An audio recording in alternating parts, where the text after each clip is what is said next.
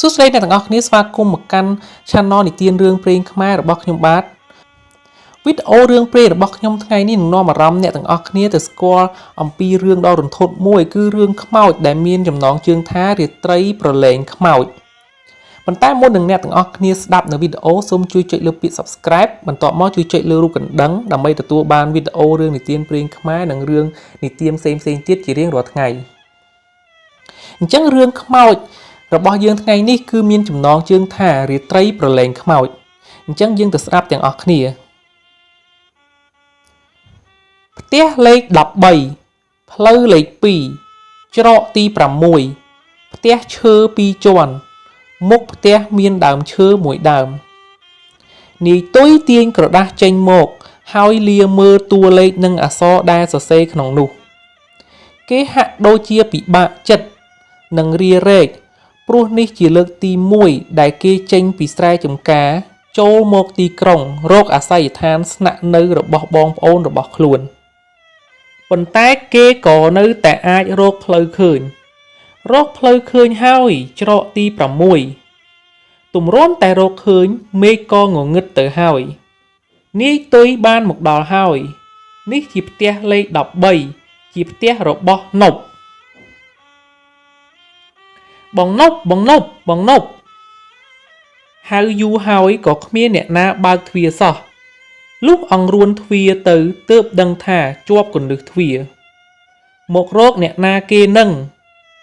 នាយទុយងាកមកក៏ឃើញស្ត្រីចំណាស់ម្នាក់រឹកពៀដូចជាចិត្តល្អឈរនៅមិនឆ្ងាយប៉ុន្មានទេបាទខ្ញុំមករកបងប្រុសតែប្រហែលជាគាត់មិននៅផ្ទះទេនាយទុយឆ្លើយ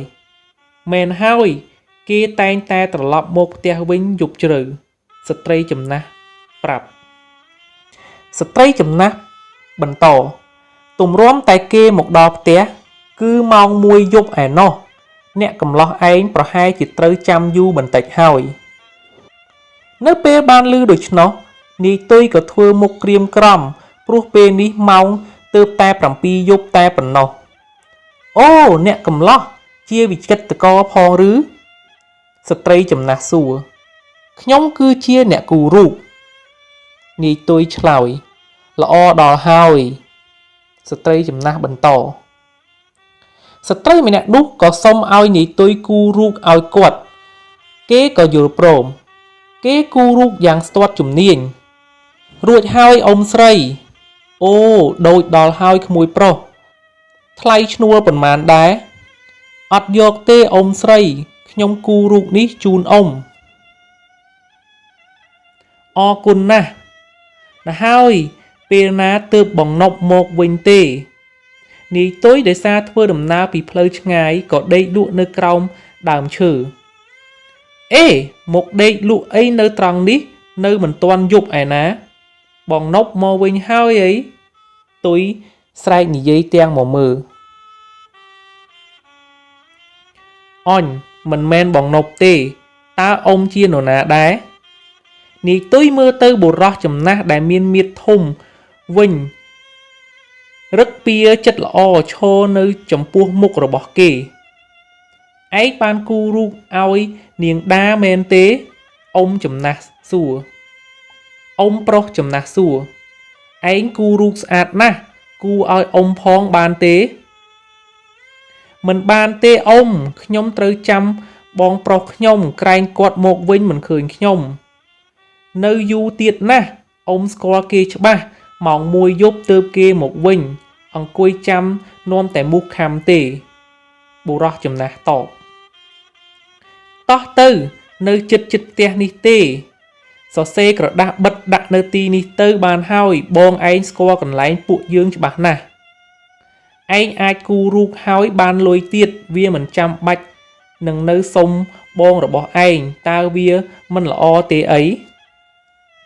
ទៅគូររូបវិញល្អជាងអង្គុយវាយមូសអញ្ចឹងប្រហែលជាមកពីស្រែហើយមើលទៅនាយទុយសរសេរពាក្យមួយចំនួនបិទនៅលើទ្វារសរសេរថាខ្ញុំមកដល់ហើយបងឥឡូវខ្ញុំទៅគូររូបនៅវាលផ្កាស្មៅដើរមិនយូរប៉ុន្មានក៏ឮសំឡេងអ៊ូអដូចជាមានពិធីបុណ្យ ដល់ហើយយ៉ាងម៉េចដែរទីនេះមានកន្លែងសប្បាយច្រើនណាស់អ៊ំចាស់និយាយបានឃើញមនុស្សម្នាច្រើននឹងពិធីបុណ្យសប្បាយរីករាយនាយទុយក៏សប្បាយដូចគេឯងដែរនាយទុយដើរមកដល់សាលាសំណាក់ដែលនៅមិនឆ្ងាយពីពិធីបុណ្យដែលមានមនុស្ស3នាក់អង្គុយចាំរួចទៅហើយមកហើយម្នាក់នៅក្នុងចំណោម3នាក់នោះមានម្នាក់ដែលគេចំណាំបានគឺគេបានគូររូបឲ្យតាំងពីប្រឡូកមកម្លេះគឺអ៊ំស្រីចំណាស់ម្នាក់នោះគូឲ្យមីងផងស្អាតជាងរូបពិតក៏បានដែរអ៊ំស្រីចំណាស់ម្នាក់ទៀតឆ្លើយរំខានបន្តិចហើយណាក្មួយរូបចាស់របស់មីងត្រូវថ្ងៃរហូតស្ទើរតែមើលមិនឃើញទៅហើយមីងចង់បានថ្មី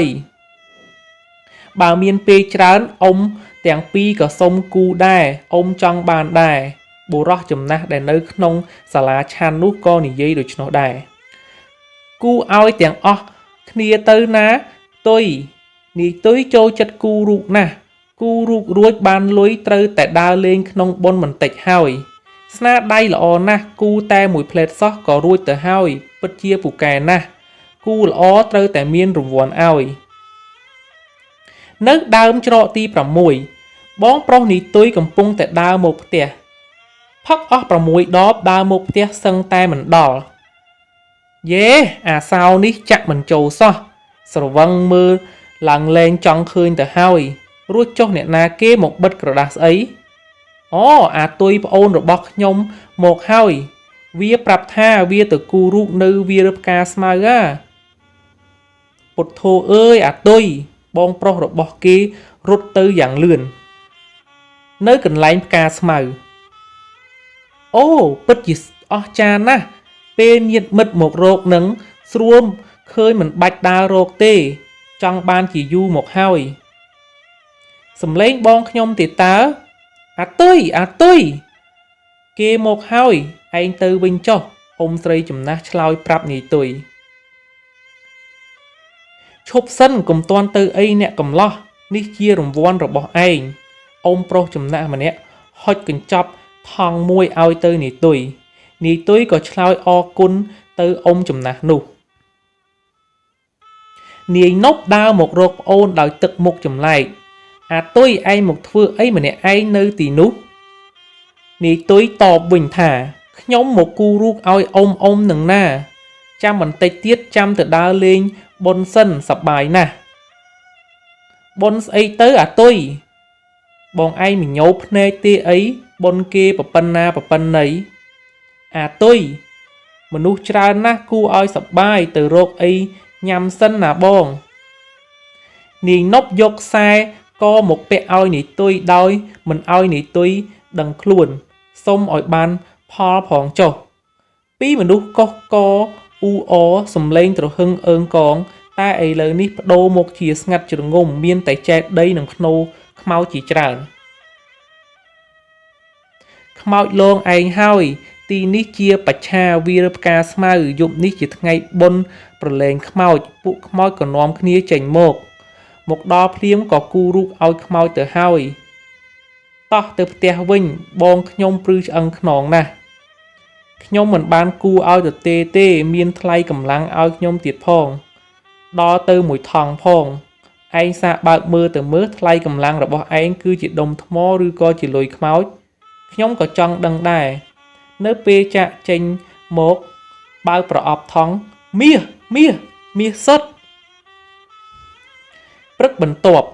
អេអ្នកណាគូរូបស្អីយកមកបិទនឹងខ្ញុំធ្វើអាចារ្យនៅទីនេះយូរហើយមិនដែលឃើញទេប្លែកដល់ហើយតាអាចារ្យបានឃើញរូបថ្មីជាច្រើនបិទនៅលើ